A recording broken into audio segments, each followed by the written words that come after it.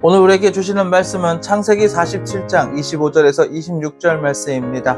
그들이 이르되 주께서 우리를 살리셨사오니 우리가 주께 은혜를 입고 바로의 종이 되겠나이다.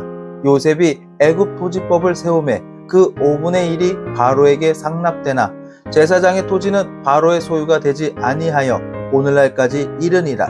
아멘. 죽을 수밖에 없는 상황에서 누군가가 여러분의 생명을 건져줬다면 여러분은 어떤 반응을 보이시겠습니까? 가만히 있겠습니까? 아니면 그 생명의 은혜에 감사하며 그 사람을 위해 살겠습니까?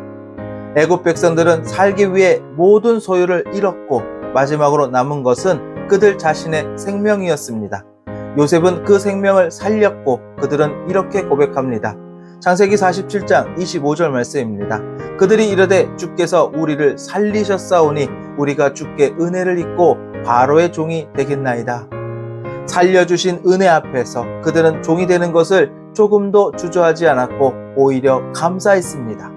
요셉이 그들에게 요구한 것은 수입의 5분의 1을 바로에게 바치는 것이었습니다.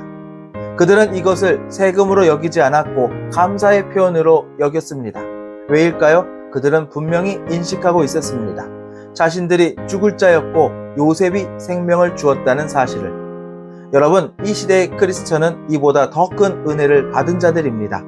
하나님의 아들이신 예수 그리스도께서 우리의 죄를 대신하여 십자가에서 죽으심으로 말미암아 우리는 죽음에서 생명으로 옮겨졌습니다.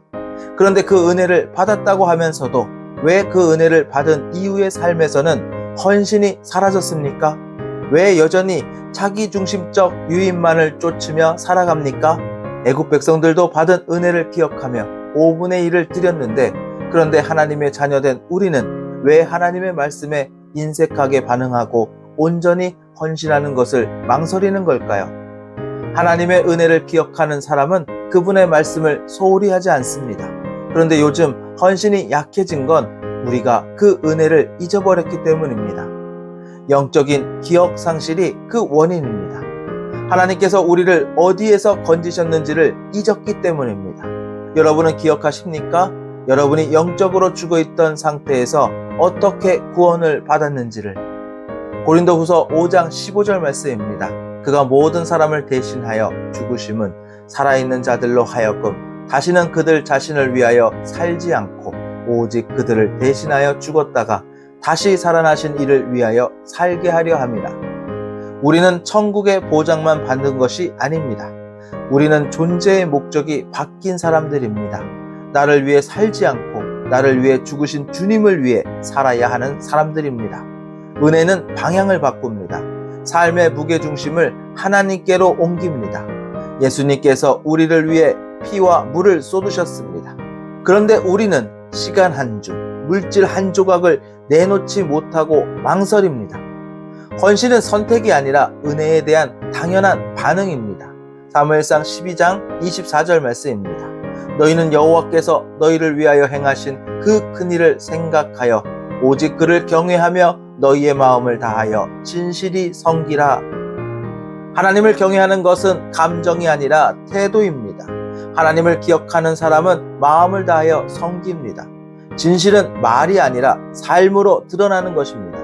오늘날 교회 안에서 구원의 은혜를 말로는 감사한다 하면서도 삶으로는 그 은혜를 거절하는 사람들이 있습니다. 예배는 참석하지만 삶의 열매는 자기 자신을 위한 것입니다. 하지만 여러분, 애굽의 백성들도 생명을 살린 자 앞에서 자신을 바로의 종이 되겠다고 말했습니다. 하물며 하나님의 자녀로서 우리는 어떻게 살아야 하겠습니까?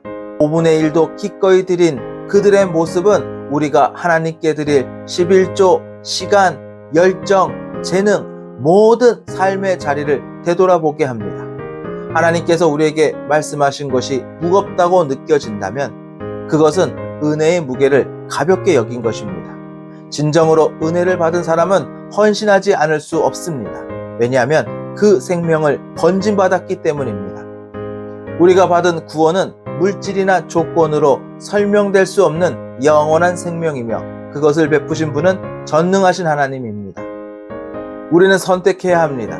하나님의 은혜를 받은 사람으로서 헌신의 길을 걸을 것인가 아니면 은혜를 잊고 자기 유익의 길로 걸을 것인가?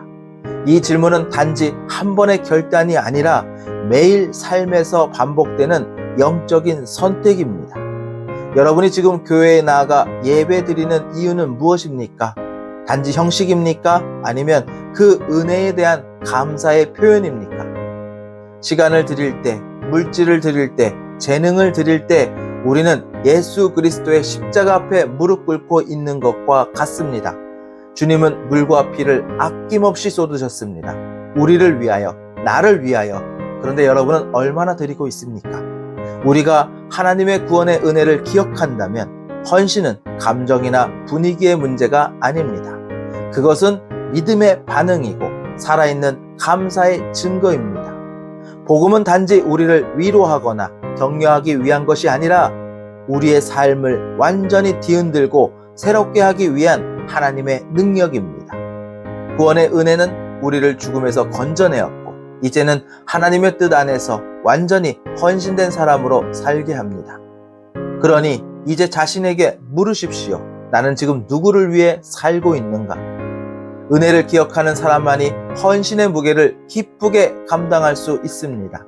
그렇지 않다면 신앙은 껍데기에 불과합니다. 여러분의 삶은 지금 하나님의 은혜에 응답하고 있습니까?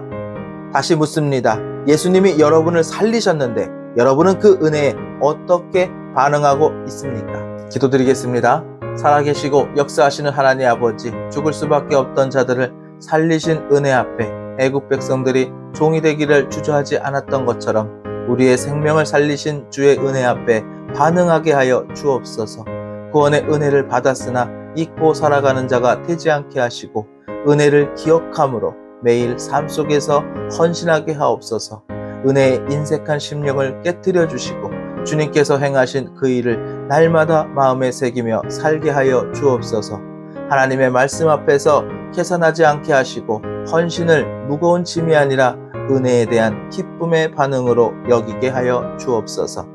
우리를 죄악과 사망에서 건지신 구원의 감격이 식지 않게 붙들어 주시옵소서. 하나님을 경외함이 감정이 아니라 태도임을 잊지 않게 하시고 진실한 섬김이 말이 아닌 삶으로 드러나게 하여 주옵소서. 말로만이 아니라 삶으로 주께 충성하게 하옵소서. 우리를 위하여 죽으신 주님을 위하여 살아가게 하옵소서. 우리의 신앙이 껍데기가 되지 않게 하시고 복음의 능력이 우리의 삶을 흔들고 새롭게 하여 주옵소서. 예수 그리스도 이름으로 기도드립니다. 아멘.